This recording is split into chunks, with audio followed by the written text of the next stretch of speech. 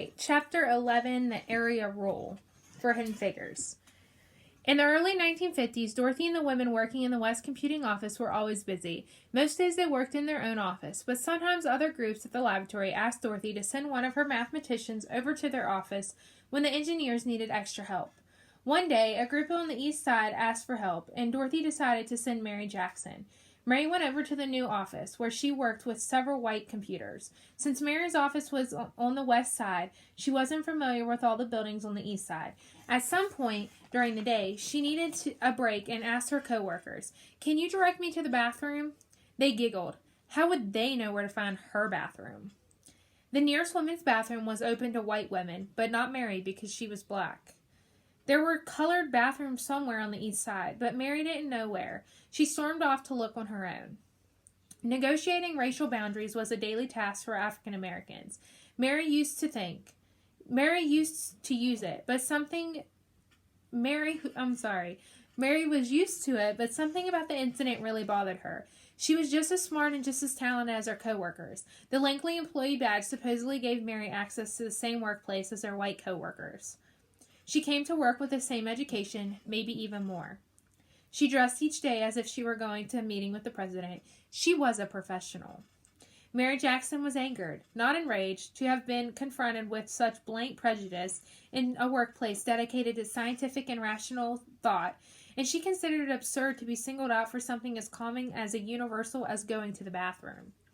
In the moment that her white co-workers laughed at her, Mary had been demoted from a professional mathematician to a second-class human being. All unexpected offer. Still angry as she walked back to the West Computer later that day, Mary Jackson ran into an assistant section head under the 4x-foot supersonic pressure tunnel. Americans were automatically careful about how they spoke. African Americans were automatically careful about how they spoke around whites, wearing a mask that kept them from saying what they really wanted to. Mary let her mask slip up when the engineer asked her how she was doing. Unable to control her anger, she let off the steam and ranted about the insulting way that she had been treated by the women that morning. Mary was a soft-spoken person, but she was also direct and forthright. She was a good judge of character, and she sensed that she could trust the engineer. She picked the right person to talk to. He didn't think her feelings were unreasonable or unjustified. "Why don't you come to work for me?" he asked. He respected her as a person and admired her work as a mathematician. He knew she would be an asset to his team. Mary accepted his offer. She transferred over to his research team, working with the SPT, one of the best tunnels for the testing airplanes flying faster than the speed of sound. While a great deal of attention was placed on the air tunnels and test flights, Langley wasn't a bad place for the theoretical engineers either. A theoretical engineer is someone who works with numbers and papers, designing aircraft based on ideas or theories, rather than using experiments and testing. Dorothy Hoover, who had worked in the West Computing the same year as Dorothy Von Hahn, continued to thrive in her division, earning the title of aeronautical research scientist, a high-ranking job for any woman of color.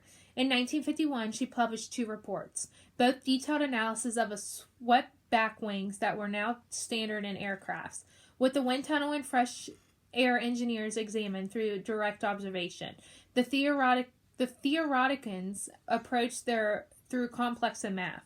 They prepared 50-page papers where a single equation might take up most of the entire page. Dorothy Hoover and at least 3 other women working in this group published research reports between 1947 and 1951.